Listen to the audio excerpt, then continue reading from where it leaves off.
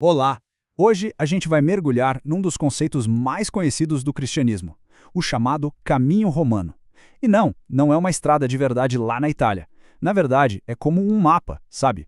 Uma sequência de versículos do livro de Romanos, na Bíblia, que organiza de um jeito super claro as ideias centrais da salvação.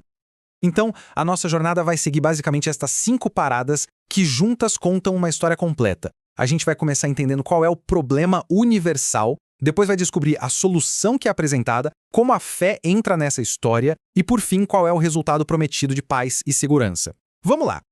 Beleza.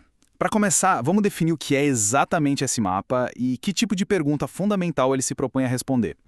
Olha, o mais importante de entender aqui é que não são versículos escolhidos ao acaso, jogados juntos. Pelo contrário, existe uma ordem, uma lógica que vai construindo uma ideia passo a passo.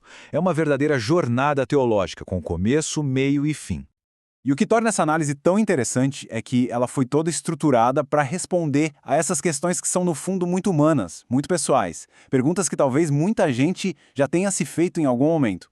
Certo, toda jornada tem um ponto de partida, um motivo para começar. E no caso do caminho romano, esse ponto de partida é um diagnóstico bem direto sobre a condição humana. Esta é a nossa primeira parada e ela estabelece a base de todo o resto. Basicamente, ela responde: por que, segundo essa doutrina, a salvação é algo necessária? A palavra-chave aqui, que define tudo, é todos. O versículo não dá brecha, não abre exceção. Ele estabelece uma condição que, segundo o texto, se aplica a todo e qualquer ser humano. E aqui tem um ponto bem importante.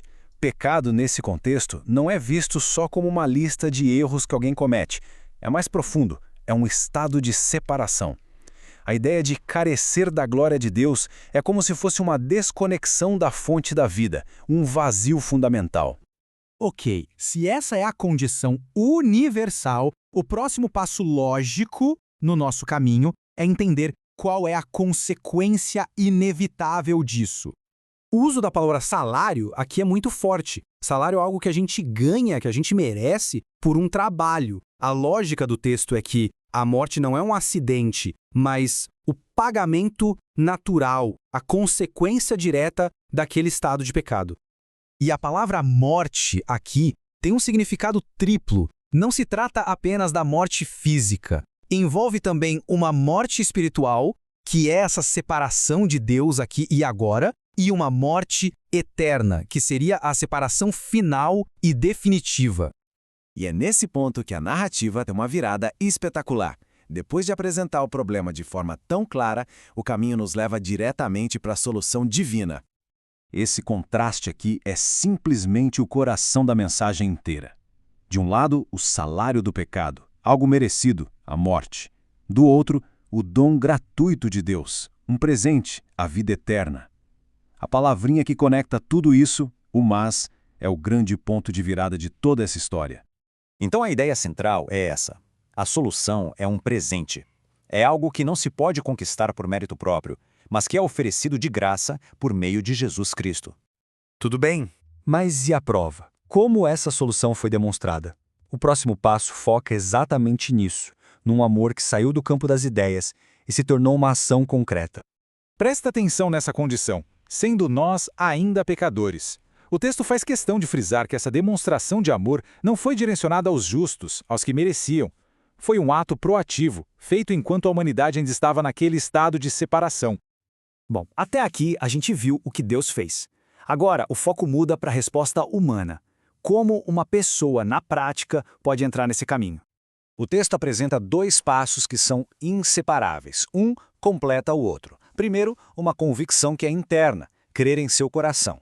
E segundo, uma declaração externa, confessar com sua boca. A ideia é que uma coisa não funciona sem a outra. É a fé pessoal se tornando uma confissão pública. E para quem dá essa resposta de fé, o caminho oferece uma promessa que é, ao mesmo tempo, ampla e muito inclusiva. E aqui, a frase-chave é todo aquele. Essa expressão derruba qualquer barreira, seja social, moral, o que for. A promessa é apresentada como universalmente acessível para qualquer pessoa que invocar, ou seja, que clamar por essa salvação. Então vamos fazer uma pausa rápida só para a gente checar o nosso mapa. Esse resumo mostra a lógica perfeita do percurso. Começa com o problema de todos, vai para a consequência, aí vem a virada com a solução divina, a prova, a resposta que é necessária e a promessa aberta. E isso tudo nos traz à última sessão. Afinal, qual é o destino dessa jornada? Quais são os resultados práticos e as garantias para quem percorre esse caminho? Esse versículo já entrega 2 resultados imediatos. O primeiro é a justificação, que é um termo legal que significa ser declarado inocente. E o segundo é a paz com Deus. E essa paz não é só uma ausência de conflito, é a restauração daquele relacionamento, o fim daquela separação que a gente viu lá no começo. Mas o caminho romano não para por aí. Ele termina com uma das passagens mais poderosas sobre segurança eterna de toda a teologia cristã. É o gran finale. O texto constrói um clímax incrível. Ele vai listando tudo o que se pode imaginar. Nem morte, nem vida, nem anjos, nem demônios, nem o presente, nem o futuro, nem qualquer outra coisa em toda a criação, para chegar a uma conclusão definitiva, absoluta. Nada, absolutamente nada, tem o poder de quebrar o vínculo estabelecido pelo amor de Deus. E esta análise do caminho romano nos deixa com essa pergunta final para reflexão. Quais são as implicações de viver sobre a certeza de um amor do qual, segundo esta promessa, nada nem ninguém pode nos separar?